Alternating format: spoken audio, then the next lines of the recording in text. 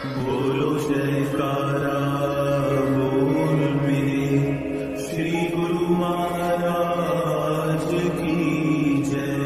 श्री सद्गुरुदेव भगवान की जय। गुरुमुखो, एक बार श्री 108 श्री सतगुरुदेव महाराज जी, श्री तीसरी पातशाही जी ने श्री मुखारविंद से ये पावन श्री वचन फरमाए थे कि मनुष्य के शरीर में जीवा दो प्रकार का काम करती है।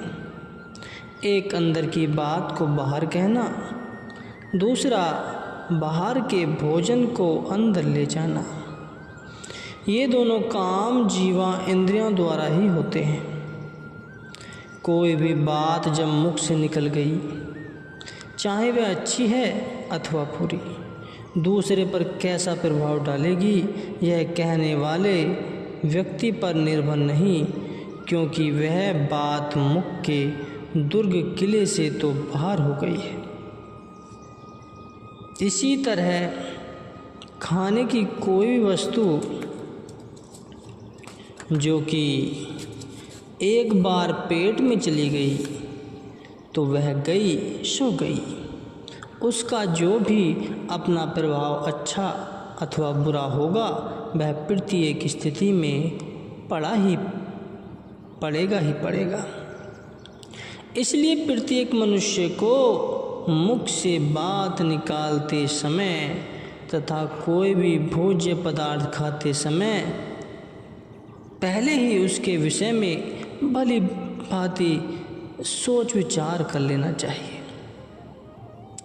मुख से बात निकल जाने के पश्चात वह दूसरे पर क्या प्रभाव डालती है, इसका प्रत्यक्ष प्रमाण देखने के लिए आइए। महाभारत के इतिहास के पृष्ठों को उलट कर देखें कि द्रौपदी के एक ही अपशब्द ने क्या क्या गुल खिला दिए।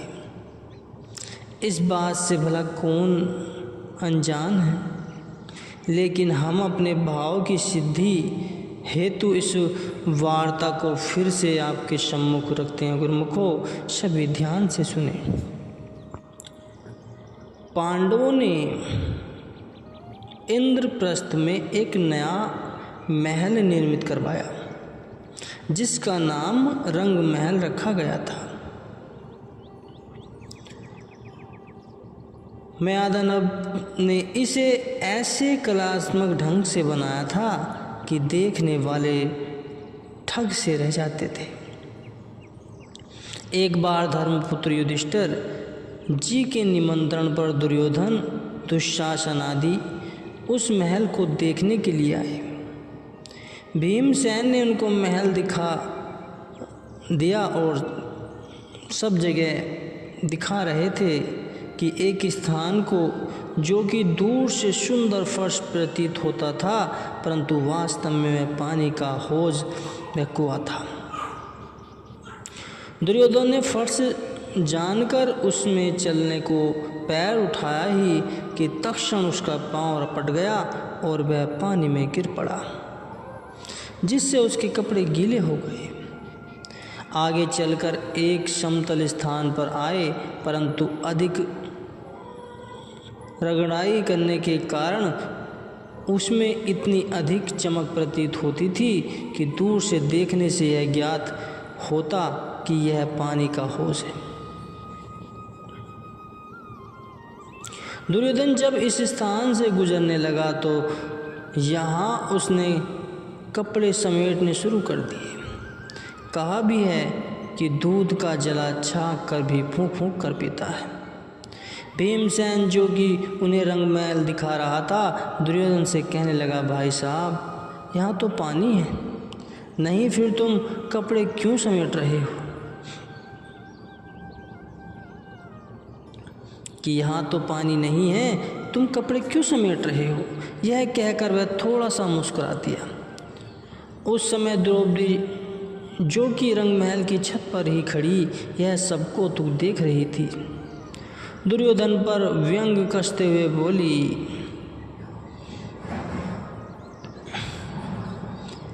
डिंगोरी पकड़कर कोई करो इमदाद अंधे की, न हो अंधा यह क्यों आखिर तो है औलाद अंधे की। द्रौपदी का भाव यह था कि अंधे धृतराष्ट्र की संतान है, यह इसको फर्श व पानी भी ठीक तरह से नज़र नहीं आता। उस समय तो दुर्योधन खून का घूंट पीकर चुप हो रहा। घर जाकर वह इस अपमान का बदला लेने की अब युक्तियाँ सोचने लगा। अपने साथियों से कहने लगा कि मैं द्रौपदी और पांडवों को दिखा दूंगा कि मैं अंधे का पुत्र हूँ, अथवा वह सब नेत्रहीन हैं।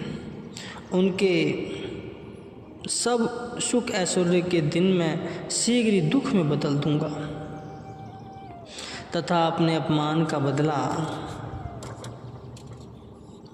लेकर उन्हें लोहे के चने चबवाऊंगा।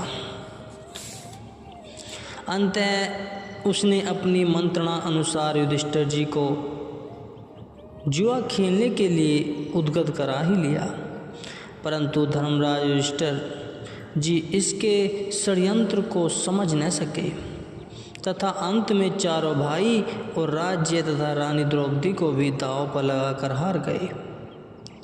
उस समय द्रौपदी को अपमानित करने के लिए जब दुशासन उसे दरबार में बरबस खींच कर ले आया, तब दुर्योधन भरी सभा में पांडवों के समक्ष ही व्यंग कसता हुआ यह वचन बोलता है। यह तो भगवान श्री कृष्ण जी ने द्रौपदी की लाज रख ली, नहीं तो आगे चलकर दुर्योधन ने क्या कुछ नहीं किया। पांडवों को कितना अपमान हुआ, पांडवों का कितना अपमान हुआ तथा उन्होंने कितने कष्ट सहे, यह तो सबको ज्ञात ही है। अंत में महाभारत का युद्ध होकर रहा। यह सब बिना सोचे मुंह से बात निकलने का ही कुपरिणाम है। इसलिए कभी भी मुंह से ऐसी अप्रिय बात नहीं बोलनी चाहिए जिसका परिणाम दुखदायी हो। इस विषय पर यहाँ एक और छोटी सी घटना मैं आपको बताता हूँ। एक राजा ने रात को स्वप्न में देखा कि उसके सब दांत गिर गए। जो जोशी स्वप्न की ताबीर भविष्यवाणी बताता था, उसको बुलवाकर राजा ने सब वृतांत स्वप्न का सुनाया और पूछा। उस जोशी ने कहा कि राजन, इस स्वप्न का मतलब यह है कि आपकी सारी संतान आपकी आंखों के समक्ष ही मर जाएगी। यह सुनकर राजा को बड़ा क्रोध आया। उसने आज्ञा दी कि इस व्यक्ति को हाथी के पैरों के नीचे कुचलवा दिया जाए। इस पर श्री कबीर साहिब जी ने कहा भी है कि ऐसी बाणी बोलिए मन का आपा खोए, औरन को शीतल करे आपहु शीतल होए। तब राजा ने दूसरे जोशी को बुलाया और उसके आगे भी वही प्रश्न किया। तब उसने उत्तर दिया कि महाराज, आपकी आयु तो सबसे अधिक लंबी होगी, प्रजा दीर्घ आयु तक आपकी छत्रछैया में रहेगी तथा आप लंबी उम्र तक उन सबको सुख देते रहेंगे। इस उत्तर को पाकर राजा अति प्रसन्न हुआ। इस जोशी को पुरस्कार में राजा ने एक हाथी और दिया। अब देखिए, उत्तर तो दोनों जोशी का एक ही समान ही है, परंतु कहने में कितना फर्क है। तभी तो कहा गया है, बात न कीजिए अटपटी, कीजिए बात बना, बातों हाथी पाइए, बातों हाथी पा। भाव यह है कि इस बोल ने तो आदमी को हाथी के पांव तले कुचलवाया तथा दूसरे बोल ने व्यक्ति को हाथी इनाम में दिलवाया। यह सब वाणी का ही तो प्रताप है। यदि इस वाणी द्वारा मालिक के गुणानुवाद गाए जाएं तो फिर मनुष्य को कितना ही दिव्य आनंद प्राप्त होगा। एक परमार्थी जिज्ञासु के लिए तो यह आवश्यक बात है। अपने उसे अपने जीवन को ऐसी सांचे में ढालना चाहिए